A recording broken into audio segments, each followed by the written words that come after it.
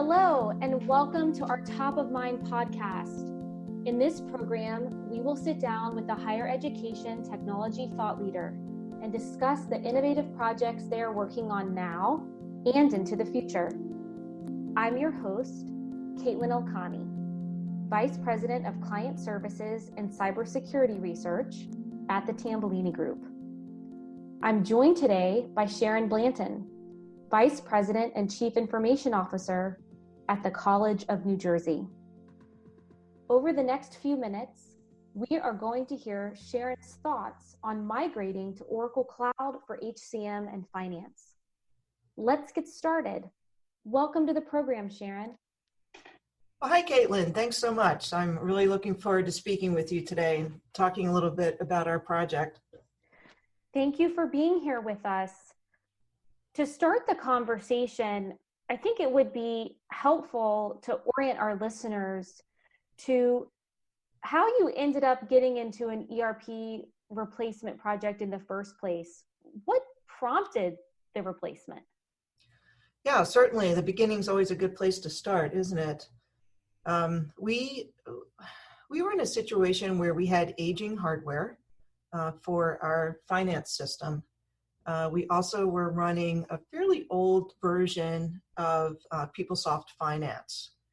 And we were at that point where, it really made sense to look around and see what else was available, because moving to new hardware and, a big version upgrade on PeopleSoft was really the equivalent of a forklift change for the organization.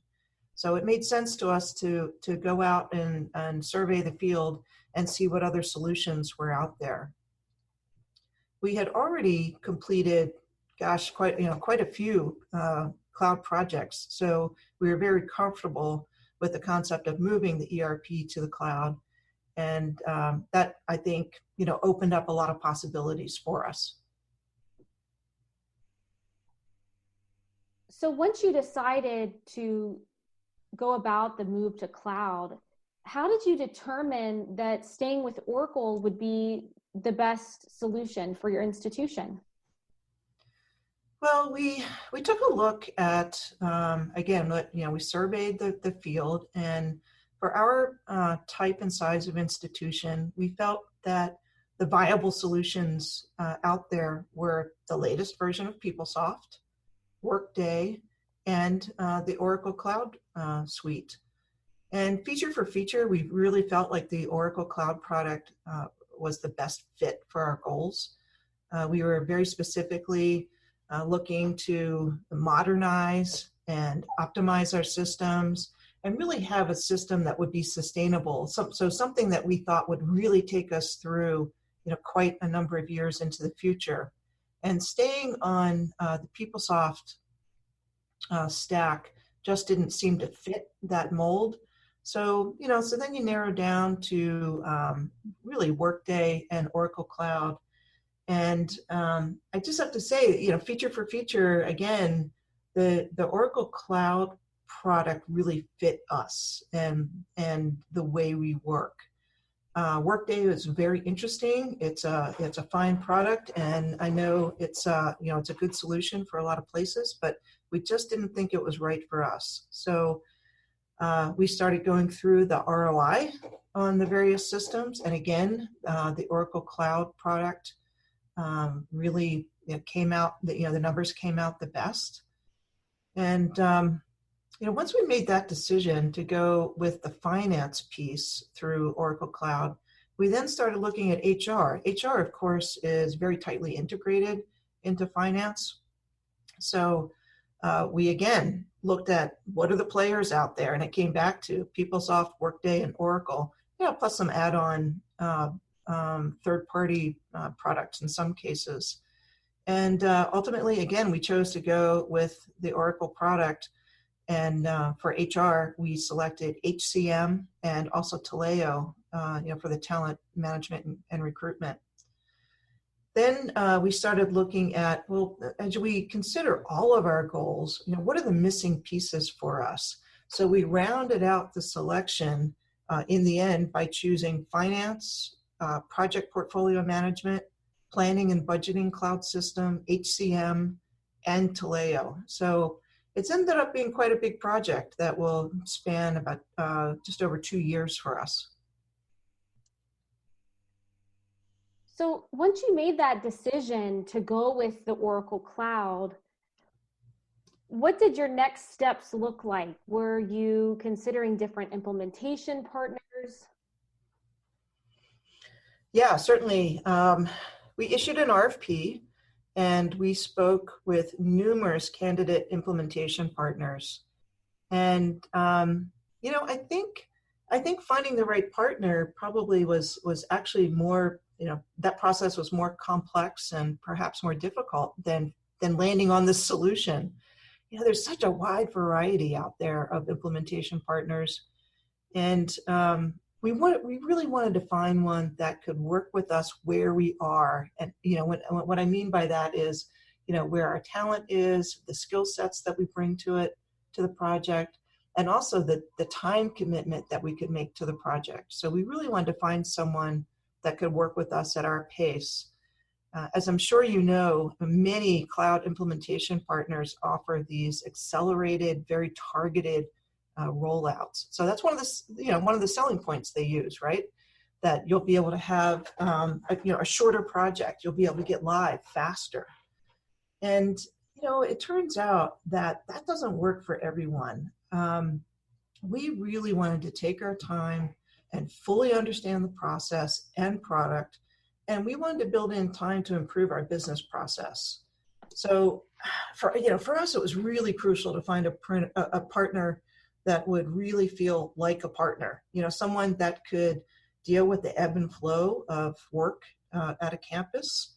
So, someone that really had experience in higher ed and understands when we have, blackout dates where, when we're in registration mode, then it's, all hands on deck for that. And we might not have as much time for the project. So it took quite a while for us to really find that unique set of characteristics in a partner where they could advise and push us when we needed, but also be able to take a step back and allow our institution to complete the journey in a comfortable manner. So with those criteria in mind, which partner ended up coming out looking like the best one for you? Well, we are working with Huron, and we've been working with them for about, I guess about 8 or 10 months now. We started with a chart of accounts project, doing a whole redesign. So that's sort of a sub project to the cloud project that we're doing. So we started off with Huron for chart of accounts, and then we just moved right into the cloud ERP project. So now that you've really been working on it for some time, what has the process been like moving to the Oracle Cloud solutions? Well, it's very different than the traditional ERP projects that so many of us have participated in over the last 20 or 30 years. You have to bring a very different mindset to this kind of project. Forget about customizing. This is all about really changing your business process as much as it is a technical project. So it's really about business transformation. So we had to come to this project with a mindset that this is a business transformation and technology modernization initiative that would very, very specifically work towards improving our business processes, as well as the underlying technology across all of our financial, administrative, and research functions at the college. So we didn't want to look at it as this is a finance project or this is an HR project. We had to understand that this is really a business transformation project that touches just about every aspect of the college. That's a great point. We hear that quite a bit from institutions who are going through a large transformation process like this, that it really does take a lot of stakeholders across campus thinking about really changing all of your business processes, and specifically change management comes up quite a bit as well. Yeah, certainly. Change management is tough. I mean, it's just as important as project management. Um, a good project manager can make or break a project. And as far as change management goes, although we're in the beginning stages still of our deployment, what I do know is that communication is key. It has to happen frequently and consistently. There's a lot of fear around these projects. People worry about, people want to know what's in it for me, and also what's my role in this initiative. So you've got to communicate frequently and consistently. Your technical and functional staff might not be very familiar with the kind of, the iterative process that's used in the cloud projects. Again, very different from the old school kinds of projects where you would do, a lot of design work. In this, in the cloud project, it's configuration, right? You're not developing, you're not really creating. So you're examining business process and figuring out where your process fits into the existing technology, and where there's a gap, then we've got to figure out, well, how do we make our business process fit into the technology? And that can be a scary thing, for a lot of people. So we've got to spend a lot of time really explaining and demonstrating the process and explaining the iterative approach. This to me really takes kind of a leap of faith, right? Because one of the problems that we've had is that we'll have a certain level of configuration completed, and then we get users into the system and say, okay, try it out. And the first thing they say is, oh, this is missing, that's missing. And you're like, no, right. That's coming later. Mm-hmm. Right now, we only want you to look at this portion. Just validate this and just trust us that at the end of the project, all the other pieces will be there. And I think it's really hard for people. Well, now that you've gone through this and you're learning some of the challenges that are coming up, if you could start the process over, is there anything that you would do differently?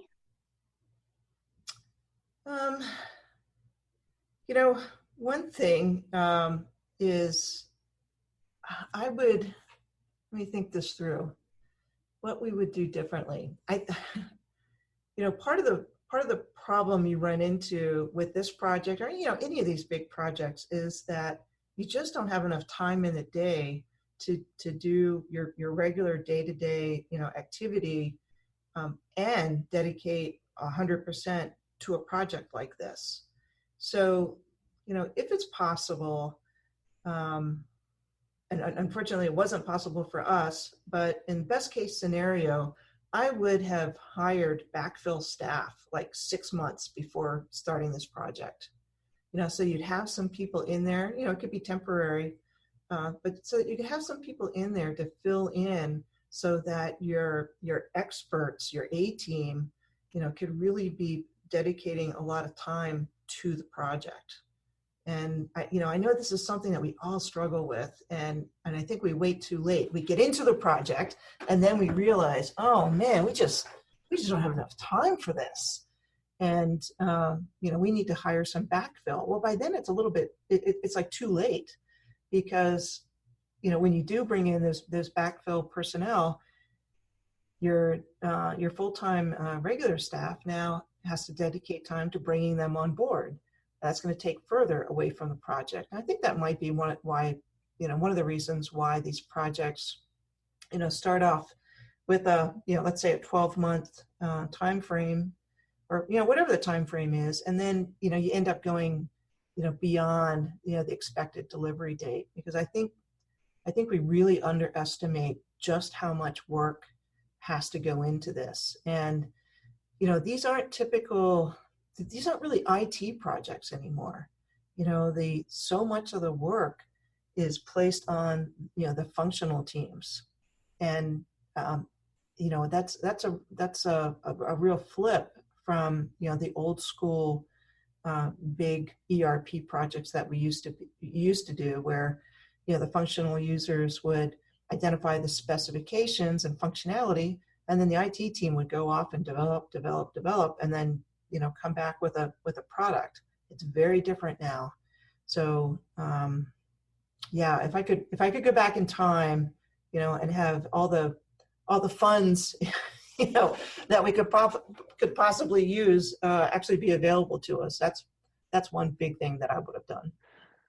Well, I'm really glad that you brought up backfill, because we get asked about backfill all the time when institutions are looking for guidance on these projects. And what we've found is that different solutions actually require different levels of backfill. What was it like for your institution? Well, for us, again, we wanted to have the people that are absolutely the most expert, in these various functional areas. We'd like to have them as dedicated to the project as possible, because we believe that's what will keep us on target and on time. So, to the extent possible, we've tried to backfill in like smaller task-oriented areas, to provide some relief to the more seasoned functional teams. But it's tough. I mean, I really honestly can't say we've really cracked this nut. It's it's something we struggle with every day. Well, now that you're in the midst of HR and finance, what are your plans for student? Are you also planning to move to the Oracle Student Cloud?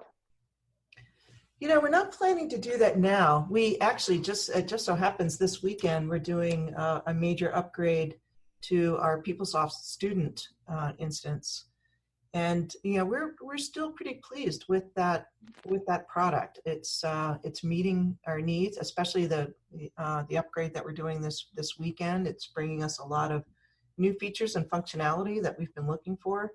So we're pretty confident that we'll be staying with this product for, I would say at least a couple of years.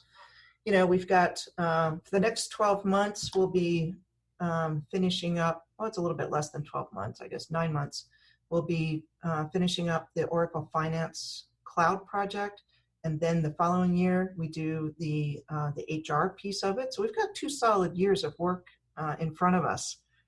Once we get that behind us, then I think it will make sense to look around and see what's happening with the student information system world. I don't think that there's really a viable cloud SIS for TCNJ right now.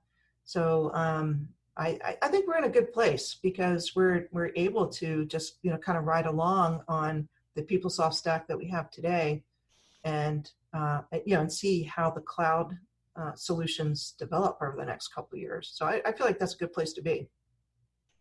It sounds like it. Another question that we get asked a lot is about institutions' experiences working with these vendors. Can you talk to what your experience with Oracle has been like through this process? Yeah, absolutely. I don't think it would be a surprise to anyone if I said Oracle can be a difficult company to navigate, right? It's huge.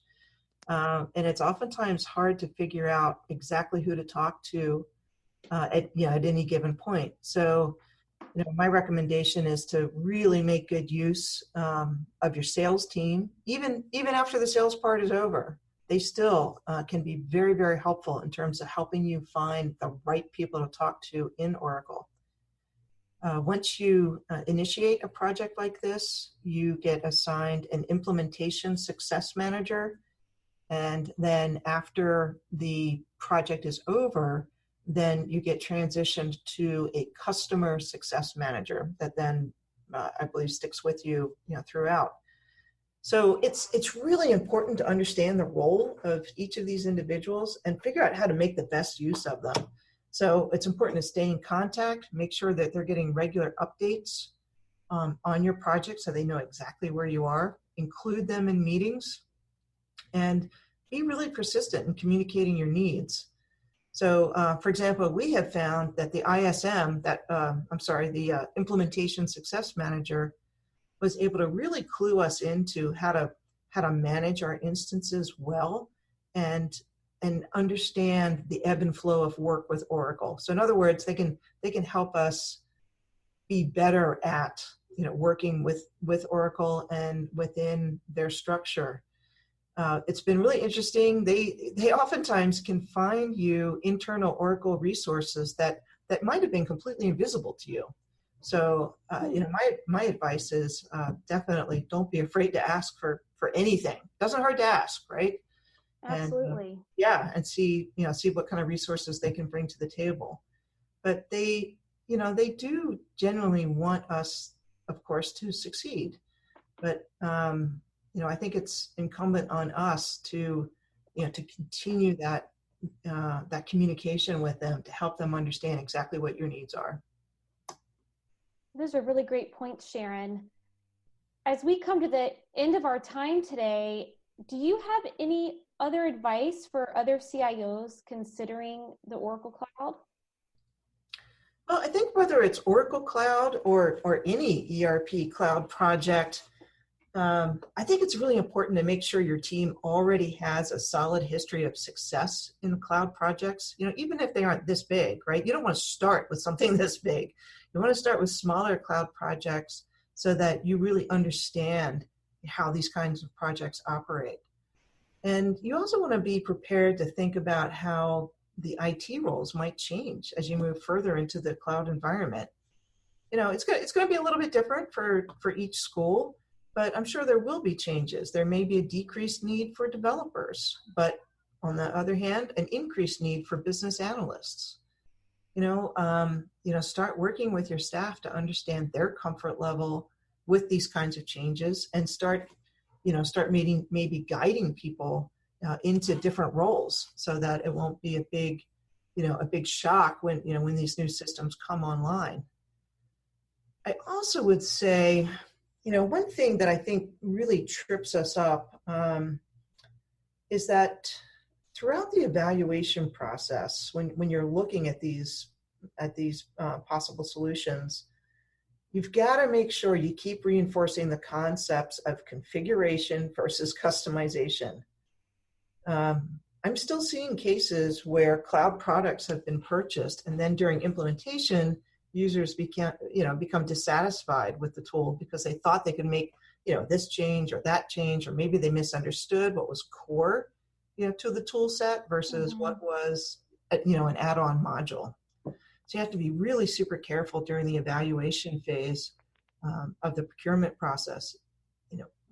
I think one problem that contributes to this is that vendors like Oracle and others, they use a generic demonstration site, right? And it's not fine-tuned for you. It's not, in some cases, it might not even be fine-tuned for higher education. And it can be really hard as you're going through that evaluation process to determine exactly what pieces are very specifically core versus what might be an add-on. So you have to be absolutely vigilant in understanding what's in the core, or equally, what's in an add-on. I mean, that's fine. If it's an add-on and you want to purchase it, that's great. But you don't want to be misled. And I'm not saying they're purposely misleading you, but I just think you have to be super, super careful and making sure that you understand exactly what you're buying. Oh, thank you for sharing your thoughts with us today, Sharon. You've made some really great points, and I've learned a lot from your process and your Oracle Cloud experience. So thank you again for your time today and for participating in our Top of Mind podcast. Oh, you're certainly welcome. And I look forward to any follow-up conversation once we're 100% successful with our project. Oh, well, we wish you the best of luck. Absolutely. Fingers crossed for you, Sharon. Thank you so much. Thank you. This brings us to the end of our Top of Mind podcast. Look for our next topic coming up next month.